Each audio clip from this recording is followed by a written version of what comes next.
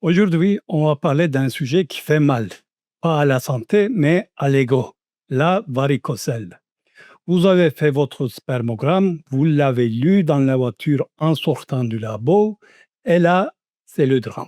Les chiffres sont tellement bas qu'on dirait le score d'une équipe de foot de quatrième division. Vous êtes là face à un dilemme de film turc. Votre urologue vous dit, monsieur, on va vous opérer, avec les yeux qui brillent. Et votre gynécologue, lui, il vous regarde comme si vous étiez une cause perdue. Laissez tomber, on va direct en FIV. On n'a plus de temps pour vos petits problèmes de tuyauterie. Alors, vous faites quoi? Vous passez sur le billard ou vous transformez le compte épargne de la famille en abonnement illimité au centre de fertilité. On va voir pourquoi cette petite veine gonflée joue les saboteurs et pourquoi parfois investir dans une petite chirurgie, c'est plus rentable que d'acheter du Bitcoin. La varicocèle, techniquement, c'est une varice, mais sur les testicules. Sympa, non? C'est le genre de cadeau qu'on n'a pas envie de déballer. 15% des hommes en ont. Mais chez ceux qui galèrent pour avoir un enfant, on monte à 80%. C'est la star de la fertilité. Pourquoi ça bloque? Trois raisons. Écoutez bien parce que c'est de la physique pure. Première, l'effet radiateur. Le corps humain, c'est bien pensé, le frigo des testicules est à l'extérieur pour rester au frais. La varicocèle, c'est comme si vous installiez un chauffage central à 2000 watts dans votre congélateur. À 38 degrés, vos spermatozoïdes ne nagent plus. Ils font une sieste éternelle. Ils sont en mode vacances au bord de la mer. Deuxième, le stress oxydatif, c'est la pollution. C'est le pot d'échappement qui refoule à l'intérieur. Ça attaque vos champignons. Troisièmement, la fragmentation de l'ADN. Ça, c'est le coup fourré. Le spermatozoïde a l'air beau, il a un bel queue, il bouge, mais son code génétique est en miettes. C'est comme acheter une Ferrari avec un moteur de tondeuse à gazon. Vous avez 100 millions de candidats, bravo, mais si l'ADN est cassé, la porte reste fermée. Pas de bébé ou pire, des fausses couches à répétition, c'est là que le bas blesse. Attention, je vous vois venir. Les hypochondriaques du clic. On ne va pas vous ouvrir le ventre juste parce que vous avez vu un chaman sur Wikipédia. En médecine sérieuse, on a une règle d'or. On ne traite que si c'est clinique. Ça veut dire quoi? Ça veut dire que si le médecin ne le sent pas à la main, on ne touche à rien. On n'opère pas une image sur un écran d'échographie.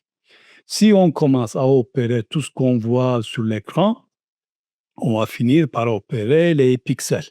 Il faut que ce soit palpable, que le couple galère vraiment et que le labo confirme que vos soldats sont en grève. Bon, on décide d'opérer. Là, vous avez deux écoles. La microchirurgie, c'est la haute couture. On sort le microscope, on trie les veins comme si on cherchait le fil rouge pour désamorcer une bombe.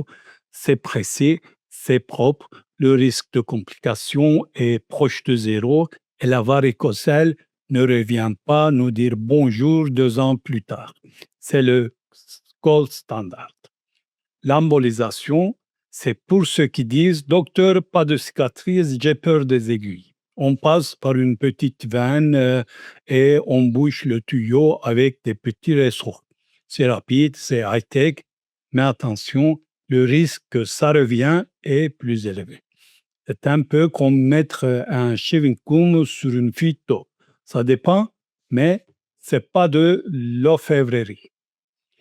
Beaucoup de couples me disent: «Docteur, on n'a pas le temps, on fonce en FIV». Réfléchissez 2 secondes. Messieurs, la FIV, c'est votre épouse qui prend tout sur elle. Les hormones, les piqûres, les ponctions, c'est pas une promenade de santé. Hein. Si vous faites une FIV avec un ADN de spermatozoïde qui rassemble à un puzzle de 5000 pièces mélangées, vous allez droit dans le mur. Mon conseil de médecin, réparez la source. Si vous réparez la varicocèle avant, vous doublez vos chances de réussite en FIV. C'est mathématique. C'est comme nettoyer la piste avant de faire atterrir l'avion. C'est plus sûr, non? Soyons pragmatiques. Parlons portefeuille. Une FIV à international, ça coûte le prix d'une petite voiture par tentative. La chirurgie, c'est une fois. C'est l'acte médical le plus rentable de l'histoire de la fertilité. Et pour le temps, vous allez me dire, mais il faut attendre 3 à 6 mois pour voir une amélioration. Les amis, vous avez vu les listes d'attente en PMA. Vous avez le temps de faire 3 fois le tour de monde. Profitez-en pour préparer le terrain. Ne soyez pas des spectateurs qui attendent un miracle. Soyez les acteurs de votre propre réussite. Conclusion. On résume, parce que je sais que vous avez d'autres vidéos de chats à regarder.